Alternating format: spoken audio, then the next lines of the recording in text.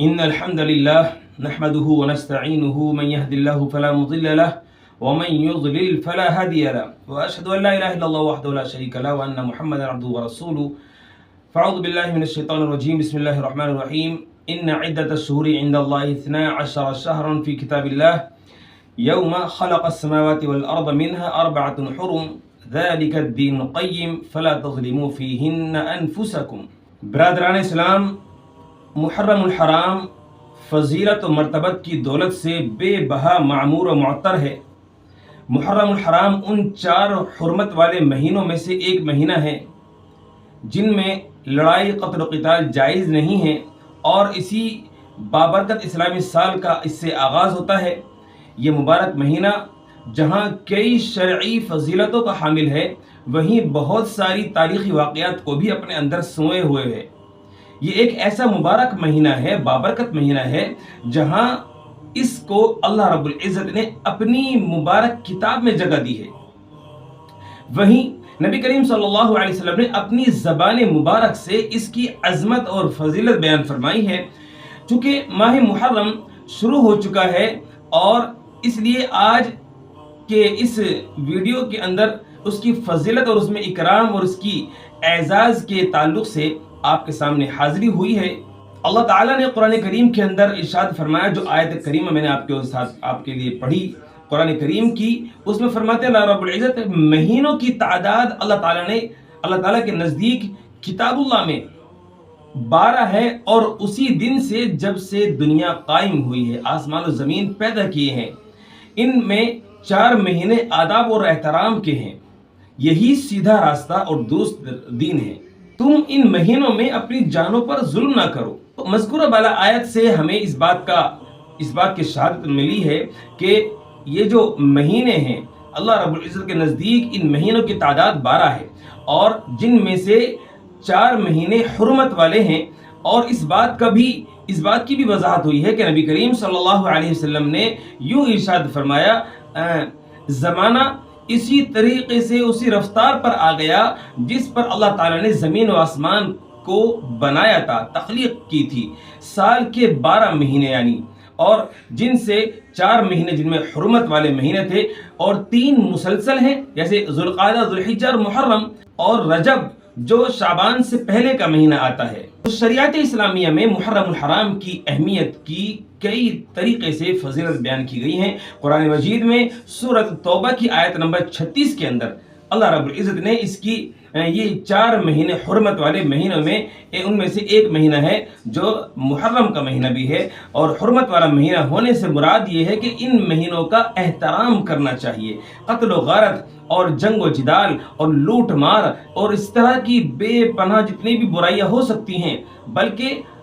امن و سکون قائم کرنا چاہیے. خود بھی اور امن سے رہیں، دوسروں کو بھی امن سے رہنے دیں، اور اس کا موقع نہ دیں کہ لوگ ہم پر انگلیاں اٹھائیں. اور رب العزت کا مسلمانوں کو حکم ہے کہ ان 4 مہینوں کو امن و امان والا بنایا جائے، امن و امان اس میں اختیار کیے جائیں، تمدن و تہذیب کی بقا کو ترقی دی جائے. نسل انسانی کے وقار اور تحفظ کے لیے اللہ رب العزت نے یہ حرمت والے مہینے باضابطہ طور پر ہمیں ارشاد فرمائے ہیں اور ہمیں عطا کیے ہیں کہ ہم ان مہینوں کا احترام کریں اور ان مہینوں میں ان اعمال کی پابند بنائیں جن کو اللہ رب العزت نے ہمیں عطا کیے ہیں. شرافت اپنے اندر لے کر آئیں، دیانت داری اپنے اندر لے کر آئیں، احکام کے پابند بنیں، نمازوں کی پابندی کریں، اچھے اخلاق بنائیں، والدین کے ساتھ حسن سلوک سے پیش آئیں، اپنی زبان کو گالی سے پاک کریں، اپنے تمام جسم کے اعضاء کو گناہوں سے پاک کریں، اور اسی طرح سے اپنے اندر قرآن کریم سے محبت لے کر آئیں. دین اسلام کو سیکھنے کی کوشش کریں، اپنے بچوں کو بھی سکھائیں، خود بھی سیکھیں. طلب العلم فریضۃ علی کل مسلم، کہ علم کا حاصل کرنا ہر مسلمان پر فرض ہے.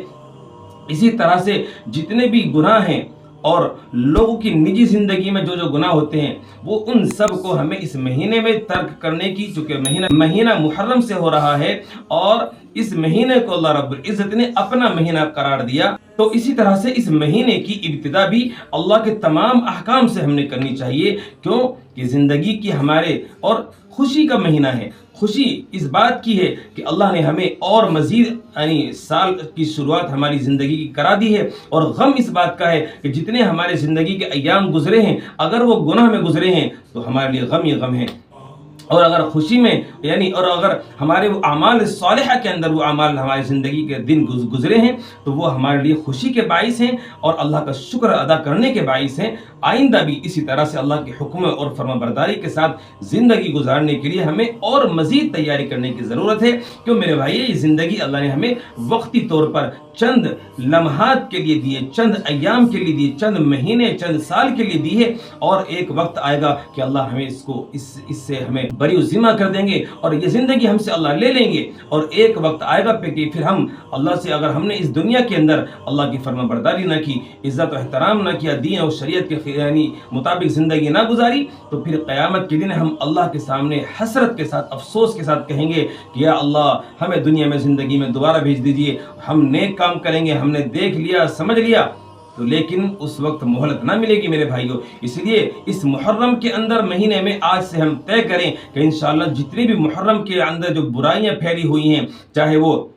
محرم کے ماتم کے تعلق سے ہوں اور اسی طرح سے چاہے وہ جو ہیں کسی بھی اینگل سے ہوں، ان سب کو ترک کریں گے، خرافات بدعات رسومات سے اپنے آپ کو بچائیں گے، اور جن چیزوں کو اللہ نے ہمیں کرنے کا حکم ہم پر یعنی عام دنوں میں بھی اس کو جو ہے جاری کر رکھا ہے، ہم اس دن سے آج سے انشاءاللہ اس کو شروع کریں گے، نمازوں کی پابندی کریں گے، اور اسی طرح اچھے اخلاق بنائیں گے، والدین کے ساتھ حسن سلوک سے پیش آئیں گے، اپنے مال کو حلال طریقے سے کمائیں گے، سود سے، زنا سے، بدکاری سے، بد زبانی سے اور گرل فرینڈ بوائے فرینڈ کے کلچر سے، ناپاک گندے کلچر سے اپنے آپ کو بچائیں گے، اور مغربی تہذیب سے اپنے آپ کو بچائیں گے، حلال کھائیں گے، حرام سے بچیں گے، حرام کے لقمے سے بھی بچیں گے انشاءاللہ۔ تو ہمیں یقین کے ساتھ کہتا ہوں کہ انشاءاللہ ہماری زندگی بھی خوشگوار اور خوبصورت بنے گی، اور آخرت بھی انشاءاللہ جو ہماری ہوگی وہ چونکہ دنیا پہ ڈیپینڈ ہے تو وہ بھی انشاءاللہ ہماری وراء الورا ہوگی۔